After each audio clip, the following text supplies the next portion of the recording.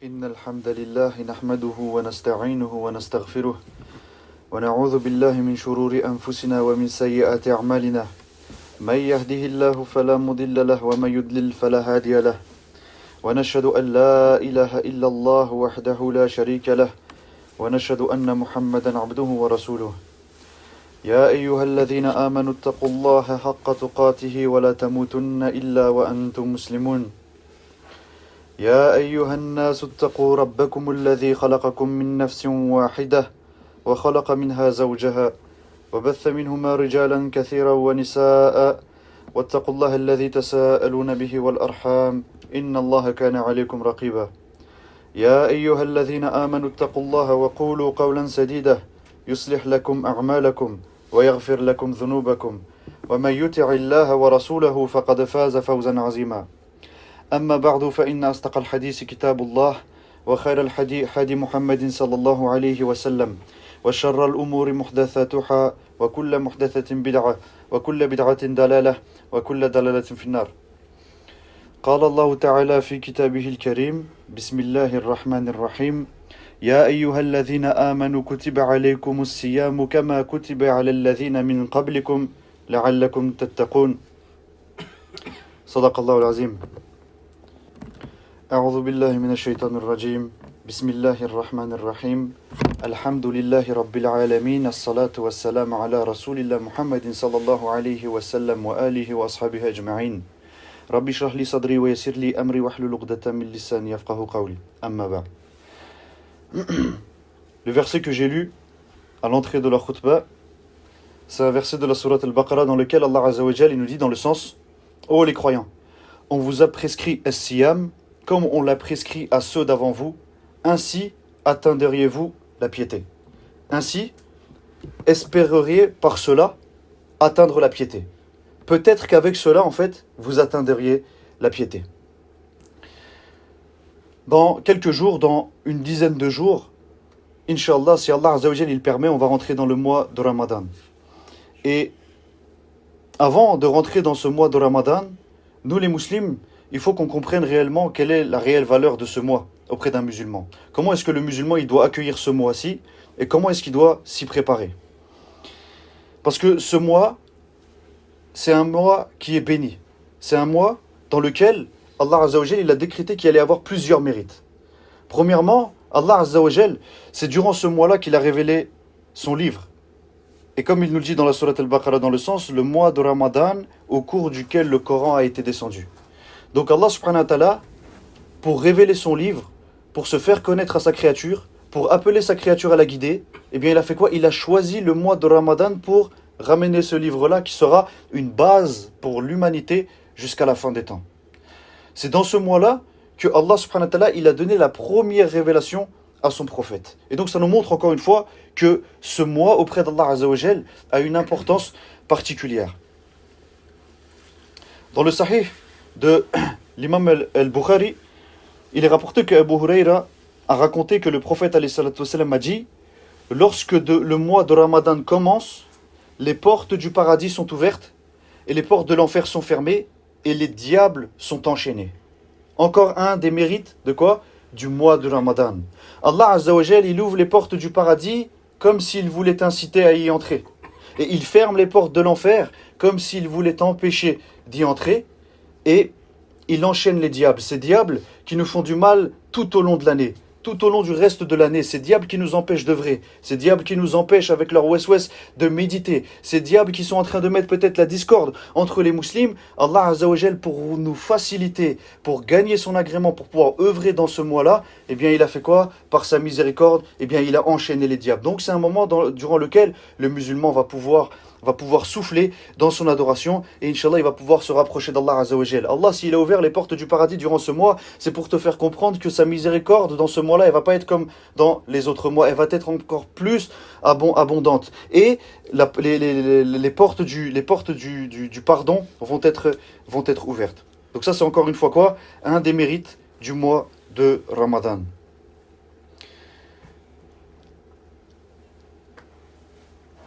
L'imam Ahmed, il nous rapporte d'après Abu Huraira qu'il y avait deux hommes à l'époque du prophète sallallahu alayhi wa sallam qui sont entrés en islam en même temps. Donc il y en a un qui est mort martyr. Et quelques temps plus tard, même 1 an plus tard, le second, celui qui était rentré à l'islam à la même période que lui, il est mort d'une mort naturelle, une mort normale, en tout cas c'était pas un martyr. Et donc Talha bin Ubaydullah, il dit, on m'a montré en rêve le paradis.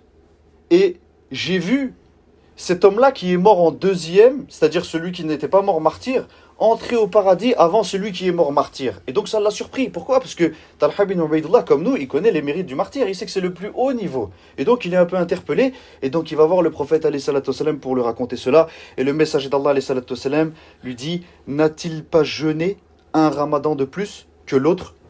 Et dans certaines versions, prier 6000 unités de prière et fait tant de prières surrogatoires que l'autre. Et donc ici, en fait, on remarque quoi? On remarque qu'un des mérites du mois de Ramadan, le fait de vivre un mois de Ramadan, c'est quoi? C'est que Allah, dans son infinie miséricorde, il peut, dans certains cas, te faire passer même devant un martyr. Aujourd'hui, le martyr, c'est ce qu'on souhaite tous. C'est ce qu'on aimerait tous. Pourquoi? C'est le plus haut niveau. Eh bien, sache qu'à travers ce Ramadan, tu peux faire quoi? Tu peux peut-être éventuellement, par la miséricorde d'Allah Azza wa Jal, te trouver devant un martyr lorsque, Inch'Allah, Allah il va nous faire entrer dans son paradis. Donc ça, c'est encore une fois quoi? Encore une fois, un des bienfaits énormes. Un des bienfaits énormes. Le prophète, alayhi salatu wassalam, m'a dit, dans un hadith rapporté par Al-Bayhaqi, le mois de la patience, le Ramadan, c'est le mois de la patience, et la récompense de la patience, c'est le paradis. C'est le mois du bon.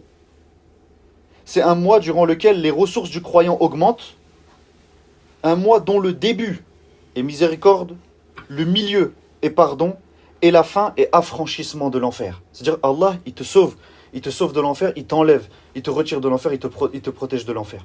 Ici, dans ce hadith-là, le prophète alayhi salatu wassalam, il est en train de te montrer que toi, quand tu vas vivre ce Ramadan, tu dois le vivre du début à la fin, à fond les ballons. Pourquoi? Parce qu'il dit le début c'est miséricorde, le milieu c'est pardon, et la fin c'est quoi? C'est le fait que tu sois retiré de l'enfer. Donc, en fait, il est en train de te faire comprendre que c'est à travers ce mois-là que toi tu risques de gagner la miséricorde. Et la miséricorde, c'est le plus grand cadeau que le musulman peut obtenir de la part d'Allah Azza wa Jal. Dans un hadith rapporté par l'imam Ahmed, le prophète alayhi salatu wassalam dit, personne n'entrera au paradis si ce n'est par la miséricorde d'Allah. Et là, les compagnons sont choqués. Ils disent, même toi, ya Rasulallah. Et le prophète, alayhi salatu wassalam, il dit, même moi, sauf si Allah me couvre de sa miséricorde. La miséricorde, c'est le plus gros cadeau. Et donc, Allah, il est en train de te faire comprendre, et son messager, alayhi salatu wassalam, que, à travers ce mois-là, tu auras plus de chances de l'acquérir.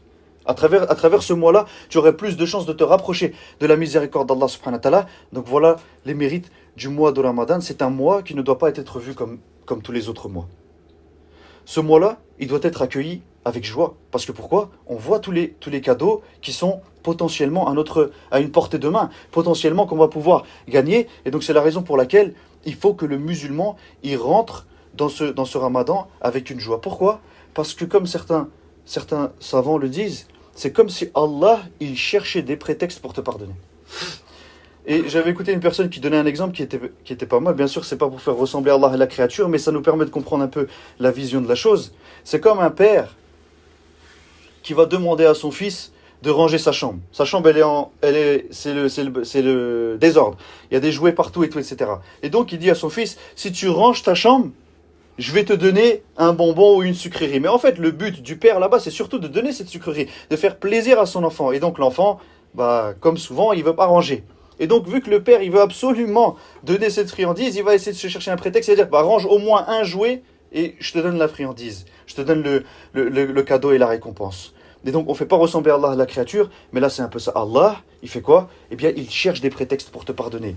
Il ouvre les portes du paradis, il ferme ceux de l'enfer, il enchaîne les diables, etc. Et il te permet de récolter des récompenses qui sont énormes, qui en temps normal, tu ne pourrais pas récolter. Mais Allah, justement, il te le permet. Allah, il veut ton bien pendant ce mois. Donc, toi, musulman, il faut que tu sois joyeux. Le mois du Ramadan, il arrive. Il faut que tu sois joyeux. C'est une remise à zéro, une réinitialisation de tous les péchés que tu as commis durant toute l'année.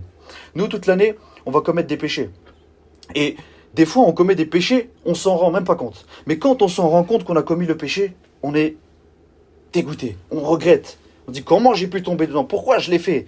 Et tu regrettes. Tu vois, tous ces regrets-là que tu as eus durant toute l'année, et bien là c'est l'opportunité de tout supprimer, de tout effacer. C'est une réinitialisation, c'est la bonne nouvelle aux musulmans lorsque le mois du Ramadan il approche, il est heureux. Parce qu'il sait qu'il va faire quoi, Inch'Allah, parce qu'on va voir après que c'est pas forcément le cas, mais il va faire quoi? Il va réussir, Inch'Allah, à se purifier. Il y a certains même étudiants en sciences, ils disent que, en voyant les enseignements que Allah il donne concernant le Ramadan, les bienfaits, tout, etc., c'est limite impossible de ne pas se faire pardonner. Mais il y a quand même des possibilités.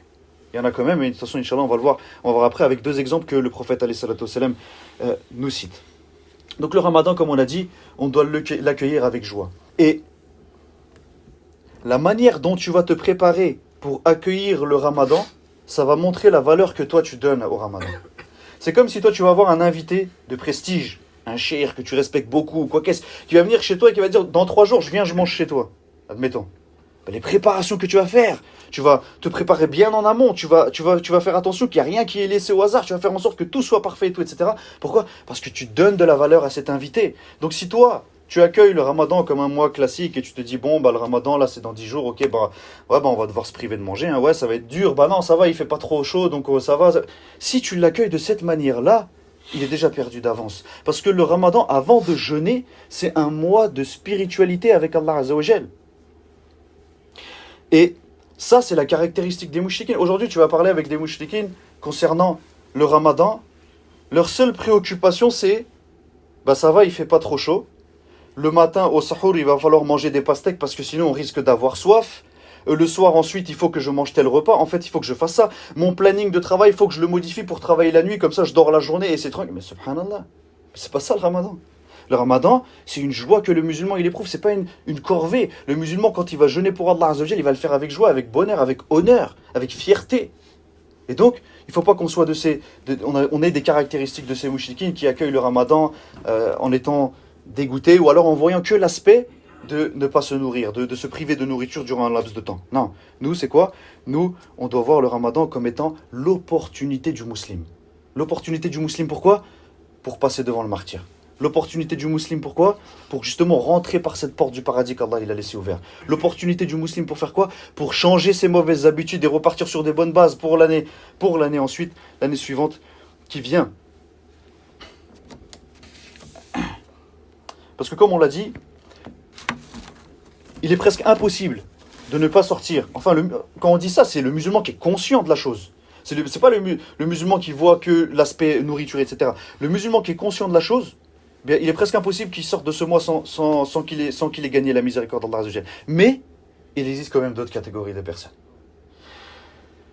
L'imam al-Tirmizi et Ibn Majah, il nous rapporte dans une parole prophétique rapportée par Abu Huraira que le message d'Allah a dit: dès la première nuit du mois de Ramadan,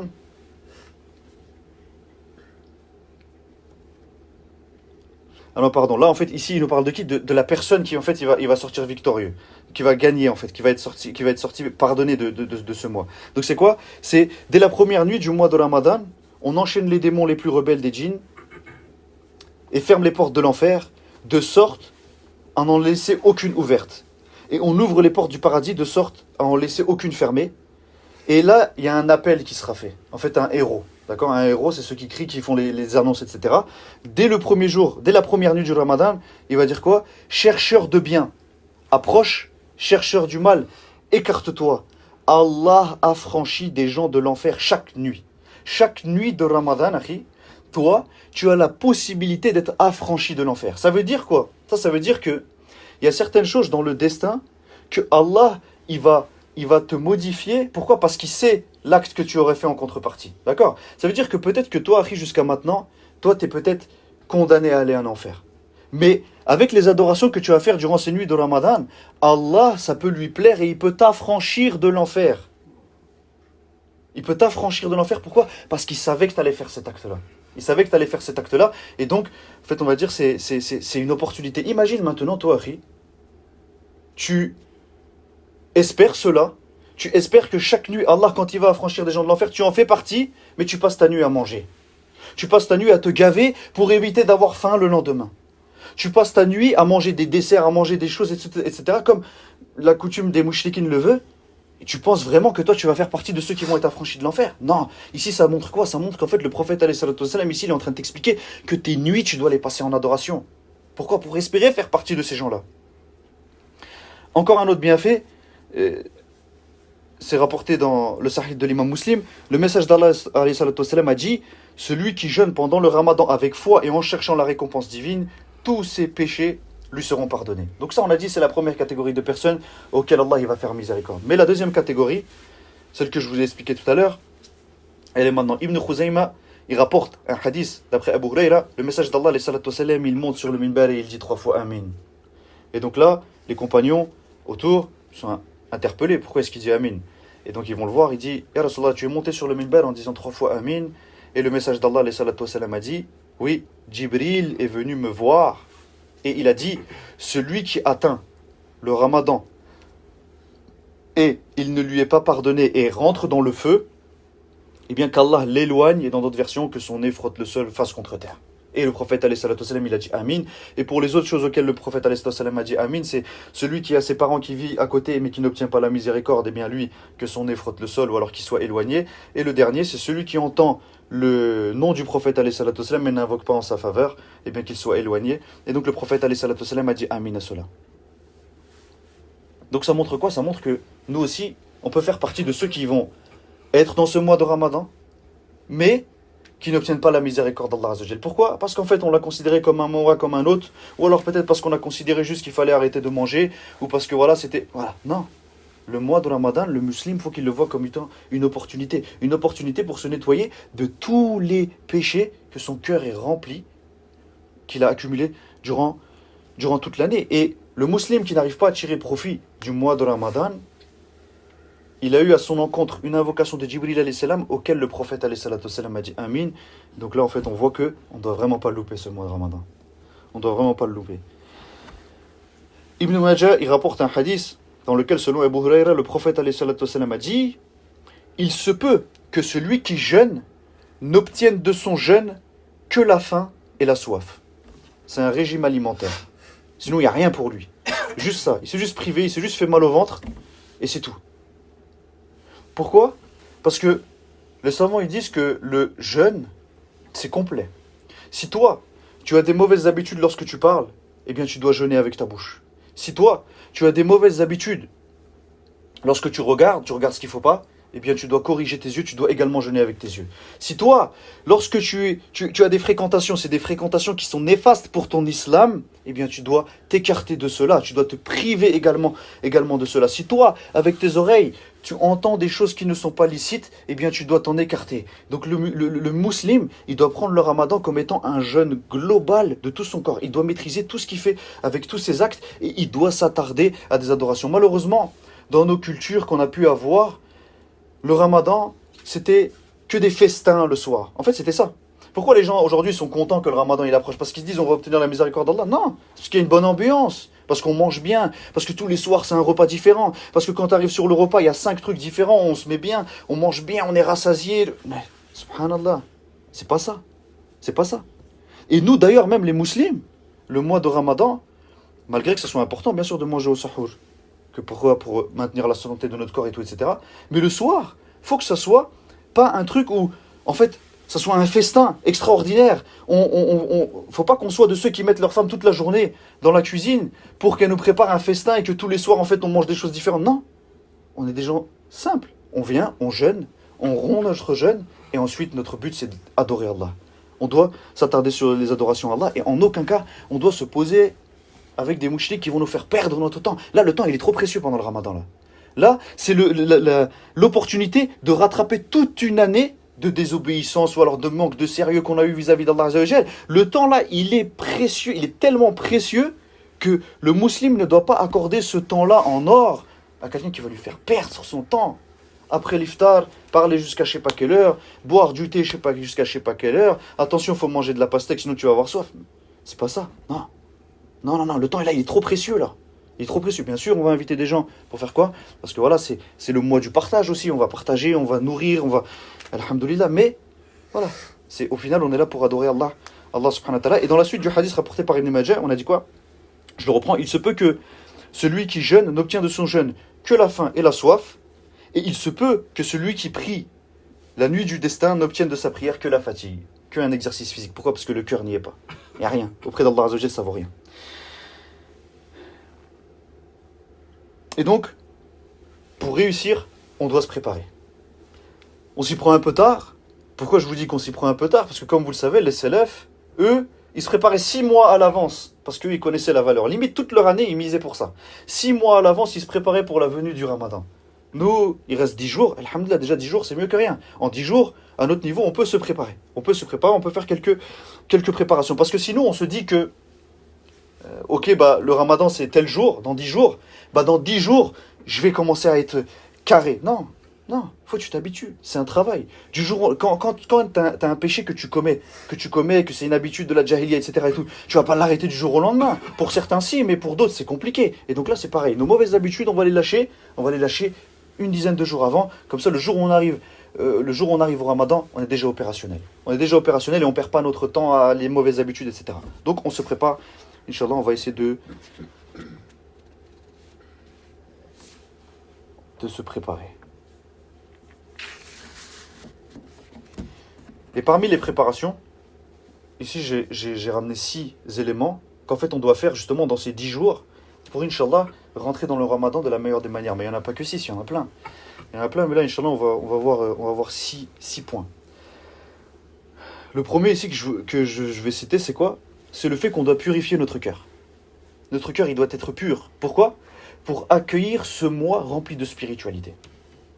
Pour que quand on arrive dans le Ramadan, notre cœur, il est déjà propice à accueillir cette spiritualité. D'accord? Pour que notre cœur, il puisse être libre de ces démons qui vont être enchaînés. Parce que si nous, nos cœurs, ils ne sont pas purifiés, les démons, ils ont beau être enchaînés, les démons, en fait, ils sont déjà dans nos cœurs. Parce que c'est notre nefs. Parce qu'en fait, on ne s'est pas éduqué là-dessus. Donc on doit faire quoi? On doit se purifier. Regardez ici, je vais vous citer 2 versets. Quand Ibrahim alayhi salam, avec son fils, ils ont construit la Kaaba, d'accord? Ibrahim alayhi salam, il fait une invocation, Surat al-Baqarah. Il dit quoi? Notre Seigneur envoie l'un des leurs comme messager parmi eux. C'est-à-dire que c'est qui parmi eux? Parmi les Mecquois. Ils ont construit là-bas un Mecque, d'accord? Donc, envoie parmi eux un messager. Pourquoi? Pour leur réciter tes versets. Leur enseigner le livre et la sagesse. Le livre et la sagesse, de certains savants, ils ont dit c'est le Coran et la Sunna. Et les purifier. D'accord? Le 4e point, c'est quoi? Les purifier. Et après, Ibrahim alayhi salam, il continue. Car c'est toi certes le puissant, le sage. Ok. Allah, est-ce qu'il a accepté cette invocation? Oui, il l'a accepté parce qu'on sait qu'il y a un prophète qui est sorti de là-bas. Ok. Mais regarde, Allah, il a accepté cette invocation et il nous en parle dans la sourate Jumu'ah. Et regarde comment il l'a accepté. Il a modifié l'invocation d'Ibrahim alayhi salam. Pourquoi? Parce qu'il dit quoi? C'est lui qui a envoyé à des gens sans livre, c'est-à-dire les Arabes, un messager dès l'heure qui leur récite ces versets, les purifie et leur enseigne le livre et la sagesse, bien qu'ils étaient auparavant dans un égarement évident. Ibrahim alayhi salam, quand il a invoqué Allah, il a dit, le premier point, qu'il leur récite les versets, il leur apprend le livre et la sagesse, puis les purifie. Mais Allah, il a changé. Il a accepté l'invocation, mais il a fait une modification. Ok, on leur a envoyé un messager qui leur a récité les versets, les a purifiés, et après, il leur a enseigné le livre et la sagesse. Pourquoi? Parce que si toi, ton cœur, il n'est pas purifié, le livre ne peut pas y pénétrer. À l'exemple d'un verre qui est sale, tu veux te servir un verre d'eau, tu mets de l'eau claire, l'eau est sale. Avant de pouvoir mettre de l'eau claire dans ce verre-là, tu vas devoir le nettoyer. Eh bien, le cœur, c'est pareil. Nous, si on veut accueillir ce mois-là avec une bonne spiritualité, il faut déjà qu'on réforme notre cœur. On enlève le riya, le kibir, le ujub, la fainéantise, notre nefs, on écrase notre nefs, on essaie de se purifier, on fait beaucoup d'istighfar. Pourquoi? Parce que nos cœurs, ils sont souillés à cause des péchés, ils ont plein de points noirs, on fait beaucoup d'istighfar, et Inch'Allah, on essaie de rentrer dans le mois de Ramadan avec un cœur purifié. Donc là, dans ces 10 jours, on fait quoi? On cherche à purifier notre cœur. Ensuite, en 2e point, il faut qu'on essaye d'accueillir le Ramadan avec une bonne intention. Parce que l'intention, c'est quoi? C'est la validité des actes. La validité des actes dépend des intentions qui les animent. Okay? Et donc toi, tu dois accueillir le Ramadan avec une bonne intention. Donc là, dans ces 10 jours, tu dois être focus là-dessus. Tu dois être focus sur ton intention. Ton intention, c'est quoi? C'est d'obtenir la miséricorde d'Allah. Ton intention, ce n'est pas juste de pas manger ou quoi. Non, ton intention est celle-ci. Et tu dois avoir une intention qui va être meilleure que ceux de l'année dernière. Ça veut dire que toi, par exemple, si l'année dernière, tu venais au Tarawih une dizaine de fois, cette fois, tu vas venir 20 fois. Si toi, l'année d'avant, tu n'avais pas réussi à faire un khatim du Coran, tu n'avais pas réussi à le lire du début à la fin, parce que c'est le mois du Coran, donc il faut beaucoup le lire, eh bien, cette fois-ci, tu vas avoir l'intention de réussir. Cette fois-là, tu vas essayer de faire mieux. La dernière fois, j'ai lu, je sais pas, 300 pages. Cette fois, je vais lire 400. Ok, tu vas essayer de faire mieux, tu dois avoir cette intention-là. C'est pas une intention de, ouais, on verra, bah vas-y, le tarawih et tout, bah, je vais essayer de venir, mais en fait, il faut que je vois. Non, il faut que toi, déjà, tu as déjà tout programmé. Moi, mon intention, c'est de venir au tarawih et tu vas faire en sorte que toutes les causes soient mises en place. Par exemple, c'est juste des exemples que je donne. Et tu dois avoir une bonne opinion d'Allah. Allah, il va t'aider. Allah, il va te rendre meilleur.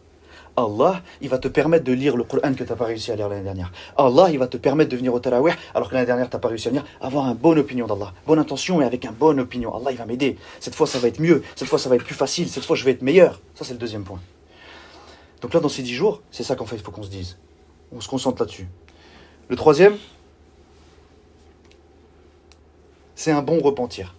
Un gros repentir. Ça rejoint un peu le premier point, parce que ça revient à la purification du cœur.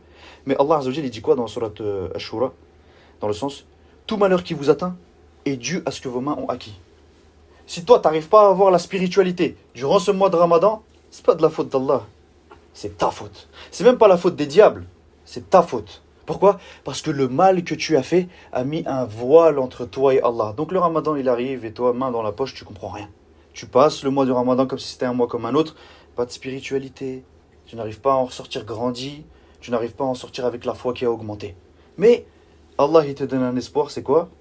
À la fin du verset que j'ai cité, c'est-à-dire en gros, tout malheur que vous avez, qui vous a atteint est dû à ce que vos mains ont acquis. Mais à la fin, il dit quoi? Et Allah, il pardonne beaucoup. Demande pardon. Demande pardon justement pour que ce mal qu'il y a, c'est-à-dire ce voile qu'il y a entre toi et Allah, entre toi et cette spiritualité, eh bien, il s'enlève. Tu demandes pardon, d'accord? Donc ça c'est le troisième point. Là, avant la venue du Ramadan, pendant ces 10 jours, on demande pardon, et on demande aussi pardon de nos péchés spécifiques. Pourquoi? Parce que les savants, en fait, ils ont divergé. Comme on l'a vu tout à l'heure dans le hadith, le mois de Ramadan, il te permet de supprimer tous tes péchés. Ok. Et là, en fait, les savants, ils ont divergé à savoir si c'est que les petits péchés, ou est-ce qu'il y a les grands péchés. Donc là, il y en a, ils ont dit, c'est les petits et les grands, mais Allah alam, l'avis qui, on dirait, est le plus juste, c'est quoi? C'est que les petits. Pourquoi? Parce que les grands péchés, il demande un repentir particulier. C'est-à-dire, j'ai fait un acte qui est un grand péché, je dois l'énumérer, je dois faire un tawbah spécifique pour ce péché. D'accord? Alors que, par exemple, il y a plein de péchés qu'on fait, on s'en souvient même pas. Eh bien, Allah, par sa miséricorde, vu que c'est des petits péchés, Inch'Allah, pendant le Ramadan, il les supprime. Mais les grands péchés, non, tu dois les énumérer. Tu dois te faire un tawbah spécifique. Donc, Inch'Allah, là, durant les 10 jours, on fait des tawbahs spécifiques, des péchés grands, moins grands, peu importe, on fait le tawbah de tous ces péchés-là. Donc, dans les 10 jours, on se concentre là-dessus. Donc pour l'instant, on a dit quoi? Purifier le cœur, la bonne intention et la bonne opinion d'Allah Azza wa Jal, beaucoup de demandes de pardon. Et le quatrième point ici, c'est quoi? C'est qu'en fait, on doit beaucoup se rappeler des récompenses qu'on va avoir durant ce Ramadan. Parce que aujourd'hui, si on n'arrive pas à connaître la valeur du Ramadan, c'est peut-être parce qu'en fait, on ne sait pas réellement les récompenses qu'il y a, ça reste flou. Mais si toi, tu connais réellement les récompenses que Allah il va te donner en contrepartie de cela, eh bien là, tu vas être motivé. C'est comme quand tu travailles. Ton patron, il vient et te dit, si tu fais tant de pièces, je double ton salaire. Vu que tu connais la récompense, les pièces, tu vas les faire. Mais si tu connais pas la récompense, tu vas te contenter du minimum. Eh bien là, c'est ça. Il faut qu'en fait, on a toujours dans notre esprit les récompenses qu'il y a là. Là, l'enjeu, il est trop gros. L'enjeu, il est trop gros. Donc, on reste focus là-dessus et ça va nous permettre de rentrer dans le Ramadan avec une motivation en béton. Une motivation en béton. Regardez juste par rapport aux récompenses. Parce que la récompense vraiment spécifique du Ramadan, comme on le sait, Allah, il l'a gardé auprès de lui. C'est-à-dire qu'il ne l'a pas dit. Mais regardez comment c'est motivant en fait. C'est rapporté par l'imam al-Bukhari.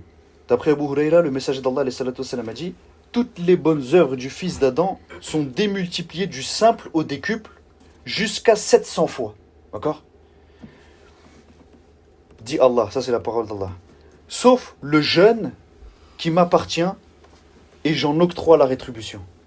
C'est-à-dire, toi, je viens, je te dis, Akhi, là, le jeûne du mois de Ramadan, les prières du mois de Ramadan, les dévotions que tu vas avoir pendant le mois de Ramadan, c'est fois 700. Allah, il multiplie par 700. Tu vois comment tu vas être motivé? Tu te dis, wow, subhanallah, 700, c'est énorme. Bah, dis-toi que c'est encore plus que ça. C'est encore plus que ça. Allah, il l'a même pas dit ça, il le garde pour lui. C'est le cadeau spécifique pour ses serviteurs qui se sont accrochés là-dessus. Tu vois? Et Allah, il continue dans le hadith. Le serviteur y abandonne son désir, sa nourriture et sa boisson pour moi. Il dit aussi, le jeûneur a deux joies. Une première lors de la rupture du jeûne et une seconde lorsqu'il retourne à son Seigneur. Et la laine du jeûneur est plus parfumée auprès d'Allah que le musc. Donc ici en fait on voit quoi? On voit que les récompenses sont énormes et ça on doit les garder à l'esprit. C'est-à-dire toi là quand tu te prépares, tu te dis, attends, là dans une dizaine de jours, Inch'Allah, si Allah il me le permet, il y a un mois qui rentre, un mois qui peut me faire passer devant un martyr. Il y a un mois dans lequel je vais pouvoir, Inch'Allah, avoir une récompense que Allah il a même pas dit c'est quoi. C'est un truc tellement grand qu'il l'a gardé auprès de lui. Subhanallah, il faut que tu sois dans cette mentalité, comme ça quand tu arrives dans le Ramadan, Inch'Allah, il n'y a rien qui te retient. Donc là on a dit ça c'est le quatrième point. Le cinquième, on doit invoquer Allah sur les attentes particulières qu'on a de ce mois de Ramadan. C'est-à-dire là, pendant ces 10 jours, on doit demander à Allah de nous faire parvenir au Ramadan et ce qu'on souhaite avec ce Ramadan. Il y a un péché particulier que je fais et Allah, durant ce mois de Ramadan, moi je veux arrêter ce péché. Il y a des fréquentations que j'ai qu'il ne faut pas. Et Allah, moi, durant ce Ramadan, je veux que tu m'aides, que tu m'incites, que tu me rendes meilleur pour que j'arrête justement ces mauvaises fréquentations. En fait, nos attentes que nous, on a du mois de Ramadan, on doit les énumérer à Allah et on doit l'invoquer ainsi. Moi, de ce mois de Ramadan, et Allah, si tu me fais parvenir, je veux ça, je veux devenir comme ça, je veux que tu m'enlèves ce mauvais caractère, ceci, cela. Et Inch'Allah, on va se préparer de cette manière. Et la sixième, c'est quoi? C'est si on a des jeûnes à rattraper du Ramadan dernier, eh bien il faut qu'on les termine. Donc là on a 10 jours, s'il nous en reste 2 ou 3, on les termine. Donc j'espère qu'il ne nous en reste pas jusqu'à l'heure d'aujourd'hui. Parce que même Ibn Hajar al-Asqalani, il dit quoi dans Fath al-Bari? Il n'est pas permis de retarder le rattrapage jusqu'à l'arrivée du Ramadan prochain. Donc là il n'est pas encore arrivé, si on a quelques jours qu'on les finalise, et comme ça Inch'Allah, c'est terminé. Donc ça c'est certaines des préparations qu'on peut faire pour le mois de Ramadan. Donc je vais les récapituler. Parce que là, Inch'Allah, pendant les 10 jours, il faut vraiment qu'on les fasse, quoi. Purifier, on va chercher à purifier notre cœur, la bonne intention et la bonne opinion d'Allah, le bon repentir, un repentir profond pour qu'on demande à Allah de nous enlever le voile qui est entre nous et lui, les points noirs qu'il y a sur notre cœur pour qu'en fait, il se dissipe et qu'on a un cœur ouvert à la spiritualité. On doit beaucoup se rappeler des récompenses du jeûne, comme ça, quand on arrive, on a une motivation au max. Et ensuite on doit faire quoi? On doit demander à Allah Azzawajal nos attentes. On doit lui demander quelles sont nos attentes de ce mois de Ramadan. Et si on a des jours à rattraper, Inch'Allah, on les rattrape. Et donc pour finir, parce que toutes ces choses-là c'est bien beau, mais il faut pouvoir les réaliser. Et quelle que soit la personne de science à qui vous posez cette question, il va vous dire la chose primordiale c'est quoi? C'est d'avoir un programme. Parce que toi si tu arrives pendant le Ramadan et tu te dis ok vas-y pendant le Ramadan je lirai le Coran, mais qu'en fait, tu n'as pas d'heure spécifique, de moment spécifique dans ta journée, eh bien, une fois, ça va passer à la trappe, deuxième fois, ça va passer, après, tu vas dire, oh là, j'ai trop de retard, tu vas commencer à lâcher, et en fait, tu ne vas plus le faire. Non, c'est pour ça qu'ils disent qu'il te faut un programme qui est écrit au stylo. Et dans l'idéal, un programme qui est fait en famille. D'accord? Un programme, parce que ce programme-là, c'est pas que toi. Parce que ce programme-là, c'est tes enfants. Parce que ce programme-là, c'est ton épouse. Mais si toi, ton épouse, à l'image des mouchlikines, tu la mets dans la cuisine parce qu'elle doit te préparer des festins invraisemblables qui sont trop compliqués à réaliser, qu'elle doit passer 10 heures de sa journée dans la cuisine. Comment est-ce qu'elle va suivre son programme, elle? Non, c'est pas que toi qui vis dîne. Donc, tu imposes un programme à la maison, tu le mets en place. Et parmi ce programme, là, on va pas dire le programme qu'il y a à faire. Chacun peut voir le programme qu'il y a à faire, c'est juste quelques idées. Déjà, il faut un programme de lecture du Coran. Ça, c'est obligé, on va dire, voilà, c'est la priorité. Un programme de lecture du Coran. Donc, lire tant de pages à tel moment, etc. Et tout. Et d'ailleurs, ce que les savants ils préconisent, après je ne sais pas si nous, on aura peut-être le niveau de le faire, parce que voilà, malheureusement on est faible, mais en gros c'est minimum essayer de finir une fois le Coran, d'accord, dans la lecture arabe, et lire la traduction, et essayer de méditer à travers des tafsirs, etc. Et tout. Ça peut peut-être être compliqué, mais nous, même si on n'a pas ce niveau-là, on se dit quoi? On se dit, ok, le Coran, je ne pourrais pas regarder tout le tafsir du Coran, je prends 3-4 sourates. 3-4 sourates, ces sourates-là, c'est mes sourates de ce mois de Ramadan. Je vais les étudier, je vais méditer là-dessus en famille, tous ensemble, et on va s'attarder là-dessus. Mais la lecture du Coran, bien sûr, elle continue à côté. Mais la méditation, voilà, on est faible en méditation. Donc, s'il faut une sourate, 2 sourates, ou la moitié du Coran, selon notre niveau, on essaie de méditer sur le Coran. C'est pas qu'une lecture. C'est pas qu'une lecture, surtout qu'en plus on comprend pas forcément et tout. Donc, voilà, c'est une méditation. Ensuite, un programme de dhikr, l'énumération d'Allah Azza wa Jal. Un programme de prière surrogatoire. Par exemple, ça peut être quoi? Ça peut être la prière du duha. On va pas la louper. Tu t'imposes. tu te le notes quelque part. Ou alors, les prières surrogatoires de nos prières de tous les jours, eh bien, on va être encore plus attaché que d'habitude. On va essayer de faire un effort là-dessus, on va essayer d'être meilleur, et ainsi tu te fais ton programme. Tu te dis, moi, je vais rater aucune prière surrogatoire de mes prières quotidiennes de la journée, par exemple. Ensuite, ce qu'il faut beaucoup, c'est invoquer pour les uns les autres. Invoquer pour les musulmans durant ce mois de Ramadan. Et même ça, il faut le mettre dans le programme. Parce qu'on oublie. Il faut le mettre dans le programme. Invoquer pour les musulmans qui sont emprisonnés. On l'oublie. Bah, tu le mets dans ton programme. Comme ça, tu sais que dans une partie de la journée ou une partie de la nuit, tu vas faire cette invocation. Il faut qu'on invoque pour nos enfants, pour les enfants des uns des autres. Et il faut qu'on invoque aussi pourquoi ? Pour les opprimés. Pour les opprimés, surtout qu'aujourd'hui, on est dans un contexte où on voit que l'oppression a atteint son paroxysme. Donc, on invoque beaucoup pour cela. Pourquoi ? Parce que beaucoup de victoires, Allah les a accordées pendant le Ramadan. Et donc là, nous, on garde le bon soupçon d'Allah Azzawajal. Durant ce mois de Ramadan, Allah il va donner une victoire aux musulmans ou alors il va anéantir les kuffars qui sont des alims.